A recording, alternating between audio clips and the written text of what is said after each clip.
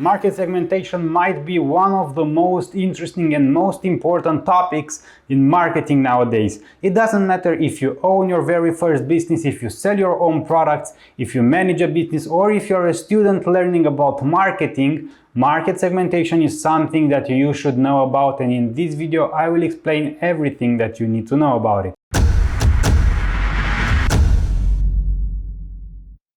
The problem nowadays is not that there are not enough products to buy, but that there are too many buyers. And it's not a problem that there are many buyers. The problem becomes when their diversity is so complex in their needs and in their habits to buy. People buy differently, they buy on different occasions, they have different needs, different wants, different demands, and companies have different solutions for all these problems. What happens nowadays is that companies realize they need to do what is called market segmentation. So that is dividing the total market into smaller groups, so then you can decide who will you serve and to whom will you sell. When we talk about market segmentation, there are 4 topics that you need to know about. And those are consumer market segmentation, business market segmentation, international market segmentation, and of course the criteria for having an effective selection and segmentation of the market. Market segmentation is dividing a market into smaller segments of buyers with distinct needs, characteristics, or behaviors that might require separate marketing strategies or mixes. So what you do for segmentation is taking up the entire market, so basically the entire globe, and dividing it into smaller segments that you can approach, that you can serve, that you can sell to. In market segmentation, you divide large heterogeneous markets into smaller segments that can be reached more efficiently and effectively with products and services that match their unique needs. Marketing segmentation answers the question, what customers will we serve? When deciding which segments to serve, a marketeer must consider multiple variables and then to focus on one of them or combining them to get up with the best strategy and best segmentation. As this figure illustrates, there are 4 main variables to consider when segmenting a market: geographic, demographic, psychographic, and behavioral variables. Geographic segmentation calls for dividing a market into different geographical units, such as nations, states, regions, countries, cities, or even neighborhoods. For example, Domino's Pizza keeps its marketing local, although it is the largest pizza chain delivery. Through their app, the customers can access the closest pizza shop for local coupons offers and to place orders to be delivered into their door. This is how geographic segmentation is used to create special ads for every city. Demographic segmentation divides the market into segments based on variables such as age, life cycle stage, gender, income, occupation, education, religion, ethnicity, and generation. Demographic factors are the most popular basis for segmenting customer groups. One reason is that customer needs, wants, and usage rates often vary closely with demographic variables. Within demographic segmentation, we should also address age and life cycle segmentation, gender segmentation, and income segmentation. Age and life cycle segmentation means dividing a market into different age and life cycle groups. However, age is often a poor prediction of a person's life cycle, health, work and family status, needs and buying power. Gender segmentation means dividing a market into different segments based on gender. It has been used for a long time in clothing marketing, cosmetics, toiletries, toys and magazines. As you can imagine, females have been largely targeted. Income segmentation means dividing a market into different income segments. Many companies target only the affluent consumers with luxury goods and marketing programs. So far we discussed about geographic and demographic segmentation. Psychographic segmentation divides a market into different segments based on social class, lifestyle, or personality characteristics. As an example, Mountain Dew projects a youthful, rebellious, adventurous, and go-your-own-way personality. By contrast, Coca-Cola Zero appears to target more mature, practical, and cerebral but good-humored personality types. It's subtly humorous ads promoting the real Coca-Cola taste and 0 calories. And finally, the last important essential topic in segmentation is behavioral segmentation. It means dividing a market into segments based on consumer knowledge, attitudes, uses of a product or responses to a product. These are the four main types of segmentation variables and criteria that are used only when segmenting consumer markets. So only when we refer to physical buyers, to consumers, to persons like you and me. Right now, to understand it better, I will give you two extra ways of segmentation. Buyers can be grouped according to occasions when they get the idea to buy, actually make their purchase or use the purchased items. Occasion segmentation can help firms build up product usage. Occasion segmentation is dividing the market into segments according to occasions when buyers get the idea to buy, actually make their purchase or use the purchased item. A powerful form of segmentation is grouping buyers according to the different benefits that they seek from a product. Benefit segmentation is dividing the market into segments according to the different benefits that consumers seek from the product.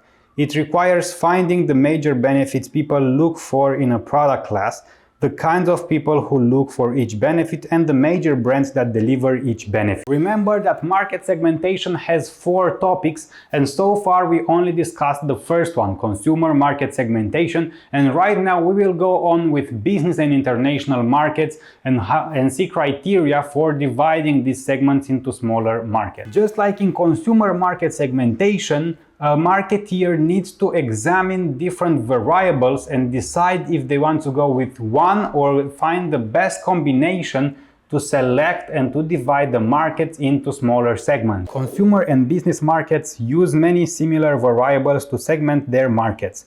Business buyers can be segmented geographically, demographically, by industry or company size, or by benefits of user status, usage rate, and loyalty status. Business marketeers also use additional variables such as customer operating characteristics, purchasing approaches, situational factors, and personal characteristics. Most businesses develop distinct marketing programs for each business segment. As an example, let's look at Steelcase. A major producer of office furniture divides customers into 7 segments: bioscientists, higher education, US and Canadian governments, state and local governments, healthcare, professional services, and retail banking. Steelcase serves all these business markets. So what you need to understand is that there are companies that have a different segmentation. They don't necessarily only serve to consumers, but they can serve businesses, or they can have as a segment local communities and regions within a country, as they are that big, so they can have the resources to do such a segmentation. One variable is geographic location, which is grouping countries by regions such as Western Europe, the Pacific Rim, South Asia, or Africa. Geographic segmentation assumes that nations close to one another will have many common traits and behavior. Another variable is economic factors. Countries might be grouped by population, income levels, or by their overall level of economic development. A country's economic structure shapes its population, product, and service needs, and therefore the marketing opportunities it offers.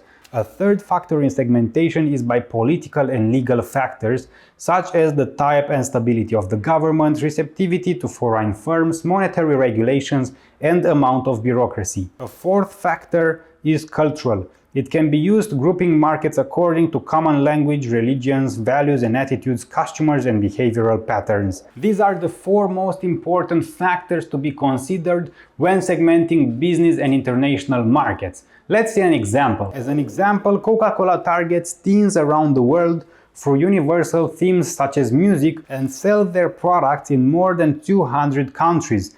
Lexus targets the so-called global elite regardless of their country. H&M targets fashion-conscious shoppers in more than 43 countries. Let's now go on towards the last topic of the video for market segmentation, and that is the criteria for having an effective market segmentation. So far we talked about segmenting consumer markets. We discussed about segmenting business and international markets. We've seen 4 criteria for each of these markets, and now it is important to understand how we decide on which segmentation variables we use. So right now we talk about the effective variables and effective criteria for market segmentation. For example, buyers of table salt could be divided into blonde and brunette customers. However, hair color is obviously not affecting the purchase of salt. We could divide them by gender, and it is still irrelevant.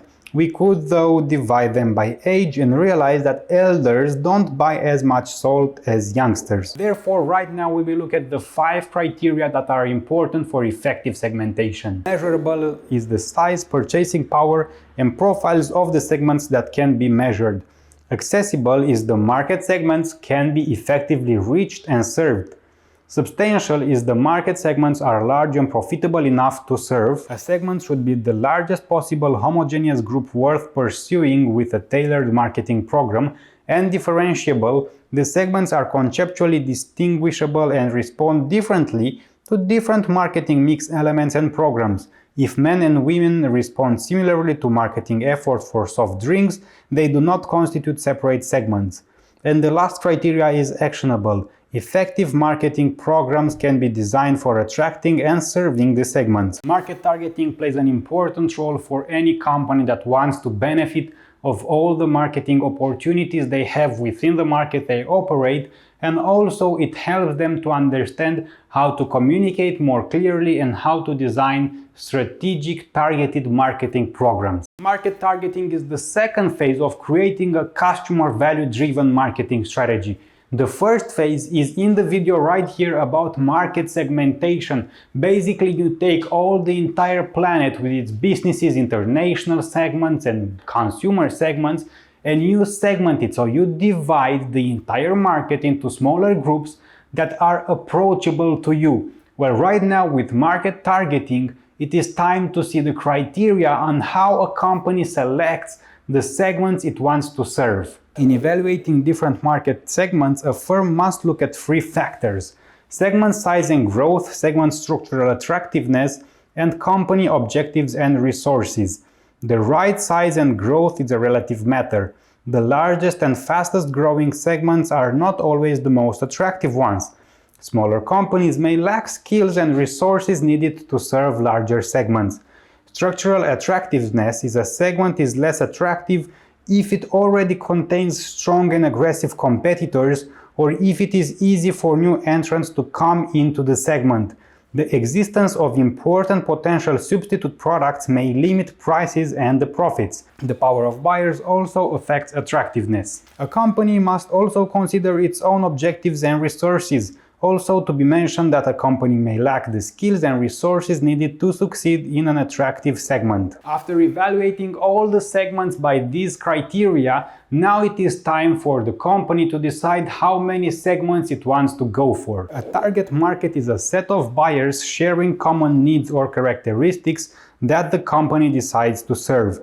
In this figure, we can see that the market targeting can be carried at 4 different levels. Companies can target very broadly using undifferentiated marketing, very narrowly using micromarketing, or somewhere in between using differentiated or concentrated marketing. Right now, we will explore each of the 4 options. Undifferentiated marketing, also known as mass marketing, is a market coverage strategy in which firms decide to ignore market segment differences and go after the whole market with one offer. This strategy focuses on what is common in the needs of consumers rather than on what is different. The company designs a product and marketing program that will appeal to the largest numbers of buyers. Difficulties arise in developing a product or brand that will satisfy all consumers. Differentiated marketing is a market coverage strategy in which a firm decides to target several market segments and design separated offers for each. One example of such a company is P&G, that markets at least 6 different laundry detergent brands in the US, such as Tide, Gain, Cheer, Era, Draft, and Bold. By offering a product and marketing variations to segments, companies hope for higher sales and a stronger position within each market segment. Developing a stronger position within several segments also creates more sales than undifferentiated marketing across all segments. Differentiated marketing increases the cost of doing business. Developing separate marketing plans and separate segments requires extra marketing research, forecasting, sales analysis, promotion planning, and channel management. The third way is concentrated marketing, and it's also known as niche marketing. It is the market coverage strategy in which a firm goes after a large share of one or a few segments or niches. Through concentrated marketing, the firm achieves a strong market position because of its greater knowledge of consumer needs in the niches it serves. It can market more efficiently by fine-tuning its products, prices, and programs to the needs of carefully defined segments. Niching lets smaller companies focus on their limited resources only on serving niches that might be unimportant or might be overlooked by large competitors. And finally, micromarketing is tailoring products and marketing programs to the needs and wants of specific individuals and local customer segments. Micromarketing includes local or individual marketing.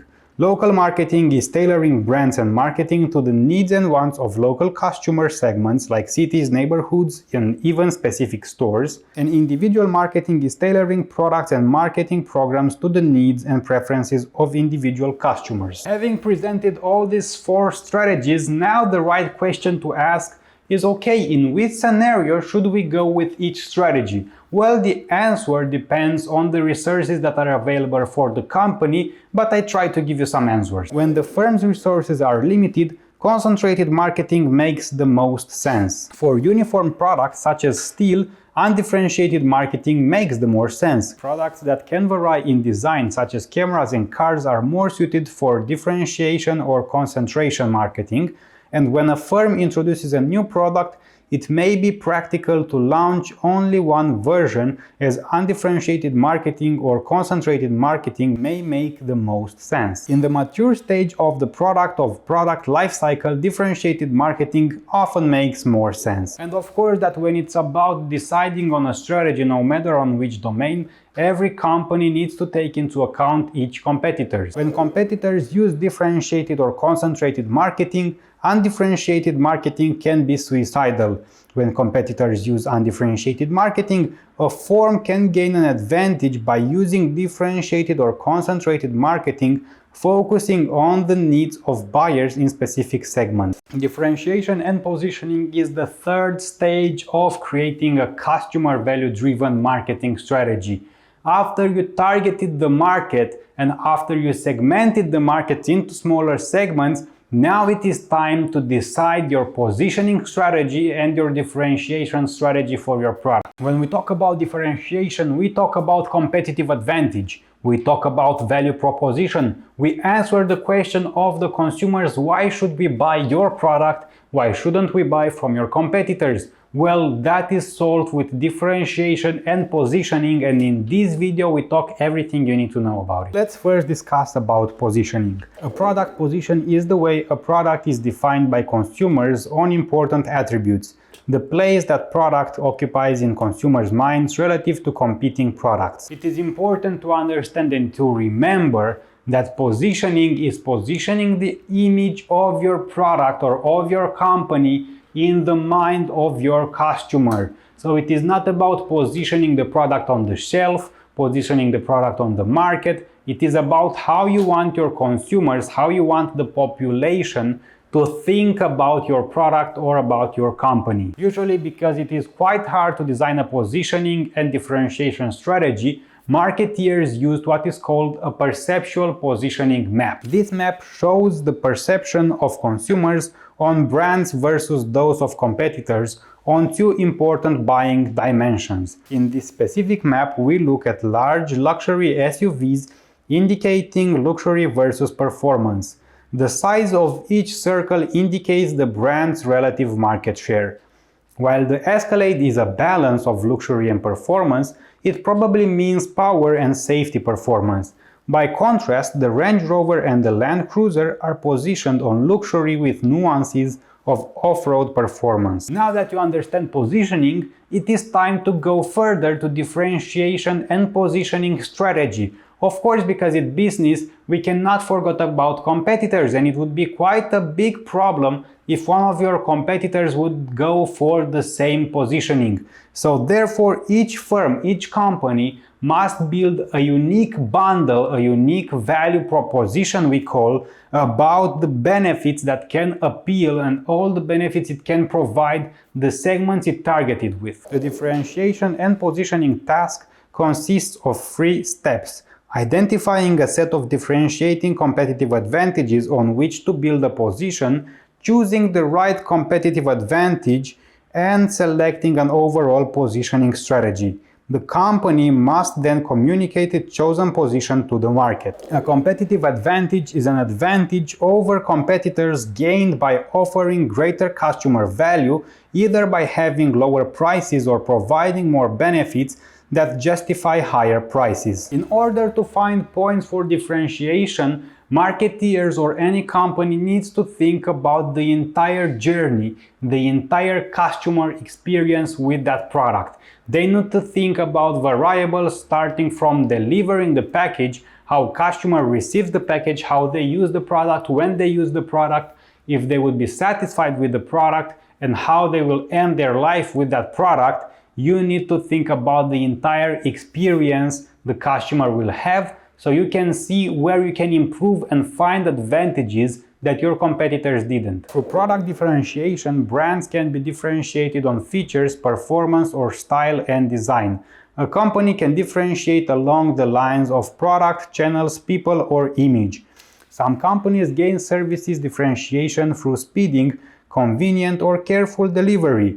Channel differentiation can be gained through the way they design their channels coverage, expertise, and performance. Companies can also gain a strong competitive advantage through people differentiation, hiring and training better people than their competitors do, and image differentiation should be developed through products' distinctive benefits and positioning. Now that you know which aspects to look at when building competitive advantage, what you need to do is to discuss which ones to choose and to put in front of your competitors. So suppose that a company or that you as a marketeer identified several points that you can improve, so several competitive advantages. Well, you cannot go out and scream, hey, I am so much better than you, because, well, you will seem cocky. So what competitors don't do is doing that. You need to only choose few aspects, few competitive advantages, and you will go with that. You will build your image and reputation based on those variables. And going on, well, we will see now how to distinguish them, how to select them, and how to choose the best competitive advantage to base your strategies on. One interesting thing, you might have heard about unique value proposition or unique selling point. Well, that is when a company identifies multiple differentiations from their competitors, so multiple advantages, competitive advantages, but marketeers decide to only focus on one.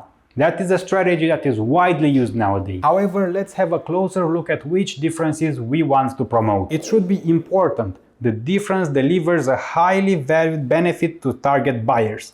It should be distinctive. Competitors do not offer the difference, or the company can offer it in a more distinctive way. Superior, the difference is superior to other ways that customer might obtain the same benefit. It should be communicable. The difference is communicable and visible to buyers. Preemptive, competitors cannot easily copy the difference. Affordable, buyers can afford to pay for the difference. And profitable, the company can introduce the difference profitable. By choosing the right competitive advantages, when you do the positioning strategy, you will gain a massive advantage in front of your competitors. And you should do that to stand out from the pack, because in any market there will be a lot of you. So far, you've probably been working on identifying competitive advantages that you can leverage in order to gain an advantage, well, a benefit for your customers and to stand out from the pack of competitors that you have in your market. Well, it is time now to design the value proposition and positioning strategy, but before that, let's remember what the value proposition is. The full positioning of a brand, the full mix of benefits on which it is positioned. It answers the customer's question, why should I buy from your brand? For example, BMW says you should buy it because they create the ultimate driving machine. This figure shows all possible value propositions on which a company might position its products. There are 5 green cells representing the winning value proposition, differentiation and positioning that give the company a competitive advantage, and the pink cells represent losing value proposition. The orange one represents at best a marginal value proposition. So to make it clear, through your value proposition you say what you offer to your customers. Maybe you can do more for more. So you can do better advantages, better benefits, better products, better quality, better delivery times, a better package for a better, so a bigger price. That is more, for example, and of course you might want to do that if you are targeting a luxury segment. But in the case you want to do, well, not that much, you can go in less for less, which is still winning strategy because everybody will give up on some of the advantages to buy it at a lower price. So let's now see and examine each strategy that works in detail. More for more involves providing the most upscale product or service and charging a higher price to cover the higher costs. It offers not only higher quality but also prestige to the buyer. It symbolizes status and loftier lifestyle. For example, the Rolex watches, the Starbucks coffee, the Mercedes automobiles.